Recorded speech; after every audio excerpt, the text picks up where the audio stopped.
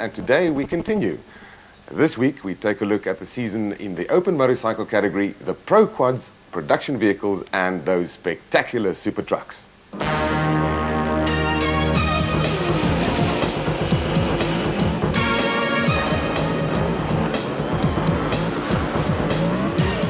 The four-wheelers in the Pro Quad category at AA Kyalami for round one of the championship, a series that would be hotly contested throughout the year. The defending champion, Wikus van Deventer, wasn't in the picture and would have a very erratic season, missing a number of events due to injury or other commitments. Pre-season favourite Christo Du Plessis on the Johannesburg Yamaha Banshee took the lead in the race, ahead of brothers Mark and Paul Breckel and Jacques Struwig. A number of modifications are allowed in this category, and the riders race on a variety of bikes with various engine sizes. Struwig was on a 250 Suzuki, while Mark Breckel rode a Brasco Yamaha and Paul a Brasco Phillips Rotax.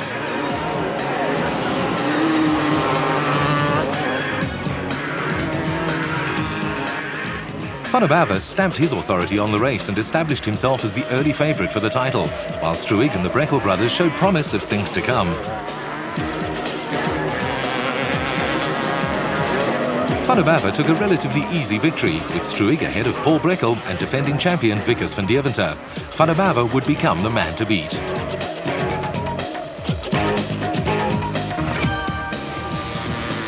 Round two at Talton International Raceway outside Krugersdorp, and this time defending champion Wikus van Deventer on his Jojo Tanks Honda 330 took the early lead. Van Deventer had been the dominant force in off-road quad racing for a number of years, but the man who's credited for starting this form of racing in South Africa had recently found that those that he taught were becoming as masterful as himself. Two of those were Christo van der Merwe, winner of round one, and Jacques Struwig, whose Suzuki only had a 250cc engine against the bigger 300 machines. Van Deventer was grimly holding on to his lead, but as the race progressed, Struwig passed him and he proceeded to put up a marvellous display of riding and racing skills. Jacques Struwig was serving notice that once he'd received his bigger bike, he'd definitely become somebody to contend with. His big strength was his fitness, allowing him to pounce when the older riders started to become tired. Now it's the 250 against the 330, and Struwig's already looking behind him, down in third place. Struwig took the race from Van Deventer and Van der Merwe, but it was clear that the outcome of the championship might not be so easy to predict as many had thought. Baie naby die eerste keer en nou loop jy sommer weg van hulle af. Ja, is die tweede keer ding in my nuwe fietsry. Begin nou gewoon trek, al die probleme is uitgesorteer. Ons hoop net gaan goed verder. Back at AA Kyalami for the third round of the championship, and the battle between the old guard and the young pretenders resumed. Struwig was not in action in this race, but Paul Breckel on his Brasco FMF Phillips Rotax took the unexpected lead, ahead of championship leader Christo van der Merwe on the Team Johannesburg Yamaha Banshee, Mark Breckel on the Brasco FMF Yamaha Banshee, and defending champion Wikus van Deventer on the Jojo Tanks Honda. Paul Breckel had few problems holding off Van der Merwe and Van Deventer, although Mark Breckel faded away. Skalkberger had a good result on his Yamaha. Jacques Struwig was back for round four at AA Kyalami, now on a 330 Honda and under the Jojo Tanks banner, and he proceeded to dominate matters as expected. Mark Breckel and Christo van der Merwe tried to hold on, but it was quickly becoming clear that they didn't have an answer. Defending champ Wikus van Deventer crashed out of the race and out of contention. Pushing as hard as he could, Christo van der Merwe on the Johannesburg Yamaha Banshee was hoping for some kind of a mistake from Struwig, but the Jojo Tanks man was revelling in the conditions and merely extended his lead. Struwig won the race ahead of Van der Merwe and Mark Breckel, but the consistent Van der Merwe was still leading the championship, if only by the smallest of margins. Die hele seisoen was redelik goed vir my. Ek het 'n bietjie slegte geluk gehad, maar is uitgesorteer. Ek glo ek kon die ding gedoen het, maar dit was my nie so vir my bestem nie en daar kom meer kompetisie, dit raak erger, raak taaier en word net al hoe moeiliker. Dit maak dit interessant.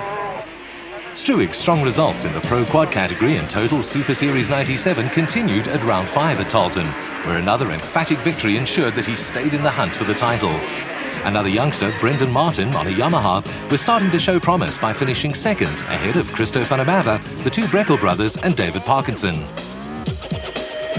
Back at AA Kyalami for the penultimate round of the championship, And Paul Breckel on the Brasco FMF Philips Rotax took the early lead over Brendan Martin and Jacques Struig on the Jojo Tanks Honda.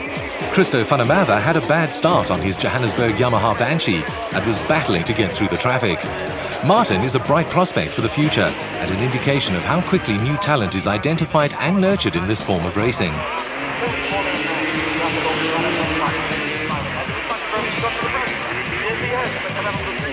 Struig soon took the lead by getting past both Martin and Breckel, and it wasn't long before the Yamaha Privateer moved past Breckel to take up second position.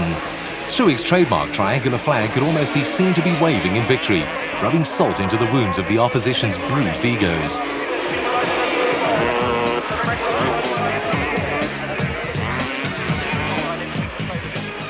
With Mark Breckel down in fifth, he was beginning to come under pressure from David Parkinson on his Yamaha, and a ding-dong battle developed between these two. Parkinson pushed him down to sixth, which is where they finished. No surprises about the winner, but Van der Merwe still held on to his championship lead.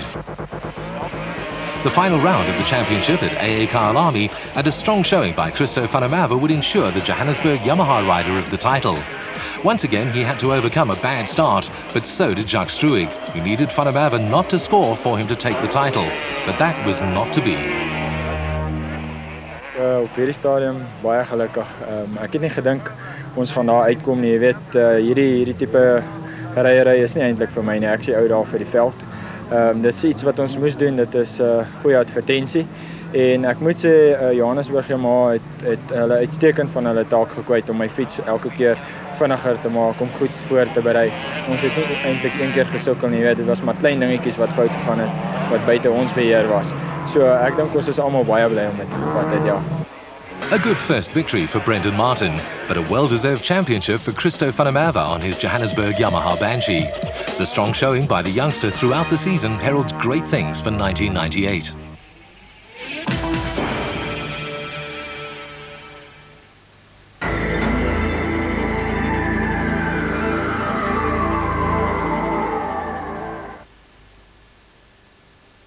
Africa's biggest sports warehouse is packed with big brands, big value, biggest selection. All South Africa's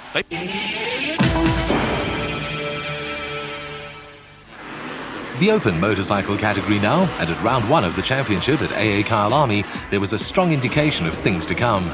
This category would be dominated by motocross riders, and Gary Peterson on his Brasco Kawasaki set the scene. Most of the bikes are 250 machines with a few 500s thrown into the mix. One of them was Ryan Hart on his 500cc Shell Honda, who seemed set to cause Peterson a few problems. But Peterson is an extremely quick and aggressive rider, and he made mincemeat out of the back markers, Hunt struggling to throw the big 500 Honda around the corners. Nevertheless, Hunt had Peterson worried, and the Kawasaki rider couldn't relax for a moment. Peterson took it from Hunt, with Michael Trussler, Peter Wrigglesworth, Wayne Smith and Ian Topless filling out the rest of the top six. Some of these names would feature as the season progressed. Coming to Tarleton for round two, the battle lines were drawn as Peterson took the lead from Topless, Glenn Tuntum and Alan Julian. Peterson on the Brasco Kawasaki and Topless on the Elna Fox Kawasaki soon pulled away, with a wild battle raging between Tuntum and Julian for third position. This was real on-the-edge racing, the riders not willing to give an inch.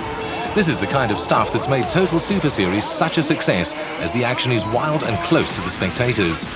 Peter Wrigglesworth and Alan Julian were engaged in a desperate struggle as the leaders started to pull away. But Gary Peterson took his Brasco Kawasaki to another victory, ahead of the Elna Fox Kawasaki of Ian Topless and the Shell Honda of Alan Julian. For the rest of the season, the battle would be mainly between these three. Gary, taking the lead in the championship now, you must be satisfied? Yes, Hendrik, it's a long year. Anything can happen. 3 heats, like you had 2 heats at Kyalami, it's a bit unfair, you know, because like if you mess up in 1 hit, you can always make back with 2 heats still to go, you know. With 2 heats, you mess up in the first heat or the second heat and your points are destroyed, you know. And I'm happy. I mean, I had to work hard there, and it's very cold here today, even on the bike. I mean, you can't believe your muscles are very tight and everything. The next round took the riders back to AA Kyalami, and a huge pile-up at the start allowed Ian Topless and Gary Peterson to quickly slot into the lead. Peterson was leading the championship from Topless, and with not a lot of love lost between the two title contenders, sparks were expected to fly. Peterson doesn't often make mistakes like that, but pressure tells in any form of motorsport, and Topless was quick to take the lead. This is what the spectators come to see. This battle was finally resolved in favour of Topless, making the championship position even closer. Kawasaki filled the top 4 positions, courtesy of Greg Aspinall and Russell Campbell. Just on the halfway mark in the season, and nobody would be brave enough to predict the outcome of the championship. The two protagonists who have emerged were Gary Peterson on the Brasco Kawasaki and Ian Topless on the Elna Fox Kawasaki, with Peterson tending to take the lead from the start and Topless chasing.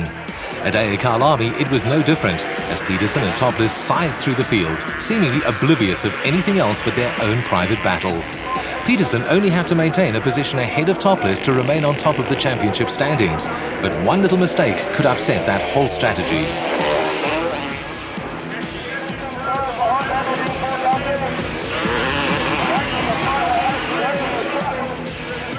But things worked out as planned for Peterson, and he took it from Topless, stretching his championship lead in the process.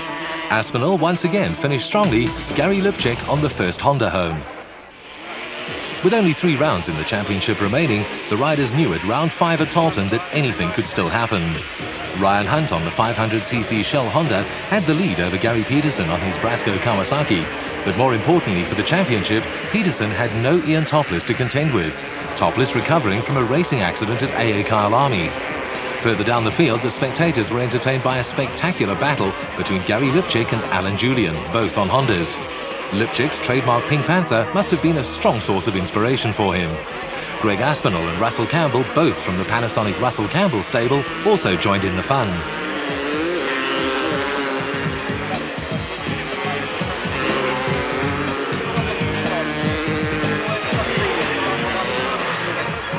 While all of this was going on, Ryan Hunt on his Shell Honda had virtually no opposition, with Gary Peterson on his Brasco Kawasaki having no need to take any risks in the absence of Ian Topless. This was a setback for Topless's title hopes, but with 2 race meetings and 6 races still to go, all was not lost. Ryan Hunt celebrated a well-deserved victory, making good use of the power of his 500 Honda on the long straights of the Taunton circuit. Peterson stretched his lead in the championship, while Campbell, Julian and Aspinall filled the top 5 ahead of Lipchek. It started off a bit slow. Didn't do so well at the first one in Michael Trussler and all the extra year. It's the first one I did. I wasn't performing so well. I got used to it. The second Taunton, I sort of paced Gary. The next Kyalami, I beat him. Went off there to beat him, and now I don't know. This last 2 I haven't been going so well. So. But it's been tough, of course. You are competing in the motocross as well. Yeah, no. With the motocross, actually, I'm quite fit for this. This is not much compared to the motocross. The motocross riding helps this. The corner is a bit different. It's like more like speedway, but it's just more on the gas. The fastest bike's going to do it.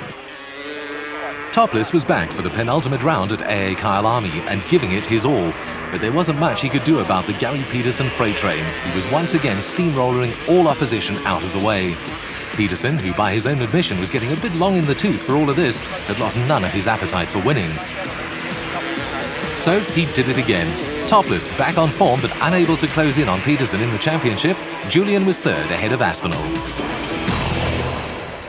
I would say I've had probably the most consistent out of all the competitors, apart from being injured like for a little while in the middle of the year. But I think, really at every race meeting I've been a front contender, either with Ian or with Ryan, and I'm pretty happy the way it's gone. Maybe for next year they can change a couple of formats. That's not up to me, but I think a lot of the top riders want to give a little bit of advice to Arthur, maybe maybe make the track a little bit more technical. Which I don't think is right, because then they're going to suit the motocross guys. This whole format started from like enduro riding, and I would like to see them stay like that. Peterson nailed down the championship with another emphatic win at the final round at AA Kyalami, totally demoralising the opposition in the process. The 1997 Open Motorcycle Champion beat Alan Julian and Greg Aspinall in the top 3, while Ian Topless languished down in 4th position, finishing ahead of Ryan Hunt, Errol Dalton, Gary Lipchek and Grant Bloomfield. In the championship, Peterson took the title with a margin of 48 points over Topless, who was 108 points ahead of Alan Julian.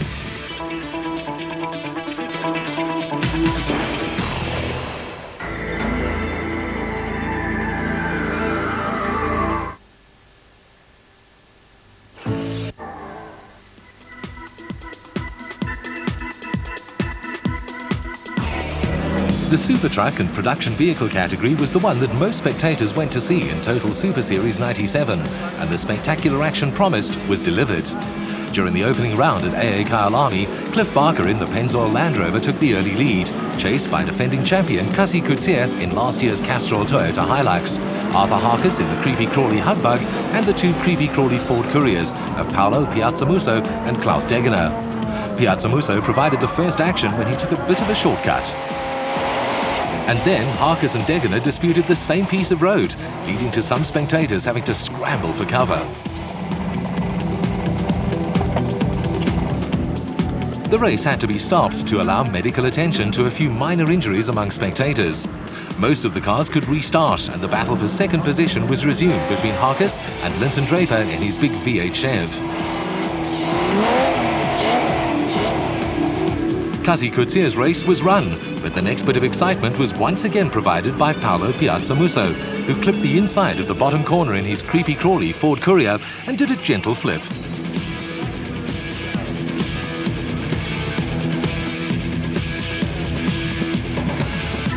Meanwhile, Cliff Barker serenely carried on in his Pennzoil Land Rover, not taking too much notice of the mayhem going on around him, and he proceeded to notch up his first win of the season ahead of Draper and Piazzamuso. Mark Corbett took the production vehicle category. After the action at AA Kyalami, the crowd expected more of the same at the second round at Tolton. The Creepy Crawly Ford Couriers of Craig Draper and Paolo Piazzamuso shot to the front, but Linton Draper had other ideas, and Piazzamuso did well to keep things under control. A heated battle was also raging in the production vehicle category between Frank de Greef in his VW Beetle, Richard Leek in the Castrol Toyota Hilux, and defending champion Henry Zamatin in his Chev. Trouble was looming in the background as the leading super trucks started to close in on them, but the spectators came to see close racing, and close racing they would get. The Creepy Crawly Hugbug of Arthur Harkis ground to a halt with mechanical problems, while Paolo Piazzamuso in the lead came up to lap Cliff Barker in the Pennzoil Land Rover. The three Creepy Crawly Ford Couriers were imported from Stadium Off-Road Racing in America, and they added new spice to the category right from the word go. Piazzamuso and Draper finished first and second, as expected, with Linton Draper in the Chev third. In the end, Leek took the production vehicle category. Paolo, you worked for that one. Absolutely. Craig drove outstandingly well. It was a good dance. I'm sure the spectators must have enjoyed it. It would be nice if we could have 4 or 5 trucks riding like that. It would be absolutely fantastic. Well, that dream started to come true when Toyota's new dealer team Hilux made its debut at AA Kyalami during round 3 of the championship, in the hands of its American designer and driver, Rod Millen. It passed its first real brake test when Paolo Piazzamuso rolled his Creepy Crawly Ford Courier while leading, causing the race to be stopped so that the shaken but unhurt Piazzamuso could be attended to. A result was declared and the dealer team Toyota Hilux won. The Creepy Crawly Ford Courier of Craig Draper was second. Henry Kirstein won the production vehicle race in his VW Porsche ahead of defending champion Henry Zamatin in his Chev. Very steady. We tried not to go for high placings, but rather consistent placings, as opposed to trying to crash and burn on the first race by leading it. So you've probably noticed we've been pretty far behind the super trucks and so on. We've kept the vehicle going, tried not to break it. In that way we got to the end by basically accumulating the points steadily, rather than a flash in the pan one race and nothing the next. Hopes were high in round 4 of the championship at AA Kyalami that a great battle would be fought between the dealer team Toyota Hilux, now in the hands of defending champion Kasi Coetzee, and the two Creepy Crawly Ford Couriers of Paolo Piazzamuso and Craig Draper. Although Piazzamuso took the early lead in the race, Coetzee soon moved past and into the lead, the Toyota Super Truck obviously handling much better than the Ford. Cliff Barker in the Pennzoil Land Rover continued with his consistent performances, but at the front the battle lines were clearly drawn between the Toyota dealer team and the Creepy Crawly Ford team. Kasi Coetzee was reveling in the power and handling of his new steed, while Piazzamuso was hanging on and hoping for something to go wrong with Coetzee. Nothing did, and Coetzee celebrated another clean sweep for the Toyota dealer team Hilux. Zamatin won in the production vehicle category. Dit was 'n baie kompeterende seisoen. Reg in die begin het ons begin met 'n ou voertuig wat baie jare in diens was van motorsport. En toe Toyota vir ons hierdie nuwe voertuig uitgebring het en ek moes ongelukkig die een reis uitsit as gevolg van Rod Millen wat ek baie waardeer het. My kans om die kampioenskap te wen is daarmee heen. Ek glo ek gaan tweede eindig, alhoewel ek graag tog soos laas jaar dit herhaal het om weer te kan wen. Maar met die nuwe voertuig is ek baie beïndruk. Dis iets besonders, dis hoë tegnologie en dis 'n sport wat groei en ek glo hy gaan nog baie groei in Suid-Afrika. The hard work put in by American race car expert Tony George and his team kept on paying off, as in round 5 at Tarleton, Coetzee continued to dominate the super truck category. Paolo Piazzamuso's brother, karting star Claudio, took over the wheel of the second creepy-crawly Ford Courier and was immediately competitive. While the battles in the super truck and production vehicle categories were raging, the spectators were also treated to the spectacle of a close battle in the super special vehicle category, running at the same time as the other two. Bux Carolyn, Jackie Joubert and Wolf-Peter Fumfai were putting up a great show, despite the fact that the field had dwindled since the beginning of the season.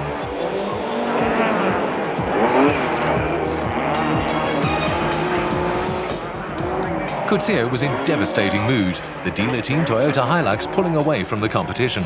The creepy-crawly team were by now thinking of also getting an American help to sort out their Ford Courier's handling.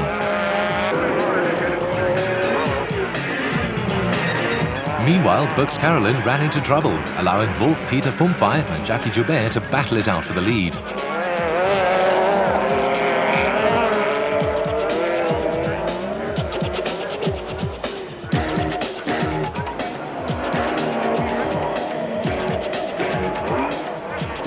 This was a fight that had the spectators on their feet, and it had a few victims too.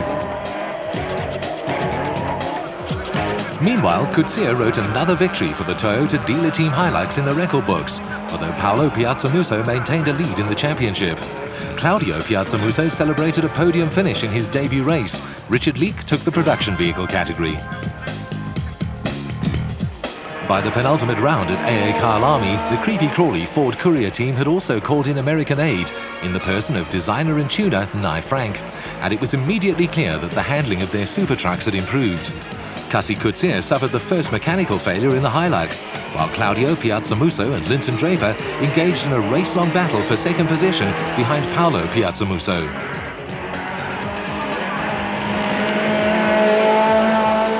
Benefiting from the Toyota team's misfortune and the battle for second, Paolo Piazzamuso extended his lead in his creepy-crawly Ford Courier. He took a well-deserved and pressure-relieving victory, clinching the championship, while Claudio made it 1-2 for the team. Henry Zermatten took the production vehicle category ahead of Richard Leake and Frank de Greef.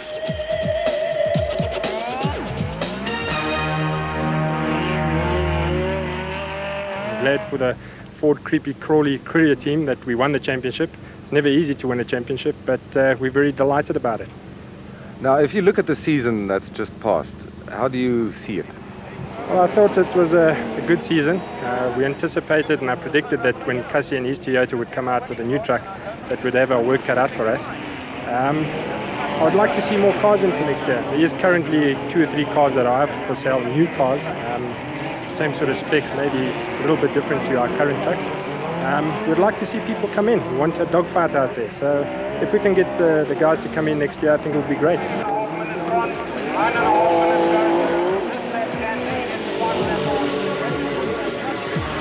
Unfortunately, the dream of a close season finale was not to be, as the trend of dwindling entries stretched the fields out. Mechanical failures meant that only one of the creepy-crawly Ford Couriers was in action, so Coetzee took another victory. Paolo Piazzamuso won the championship from Linton Draper.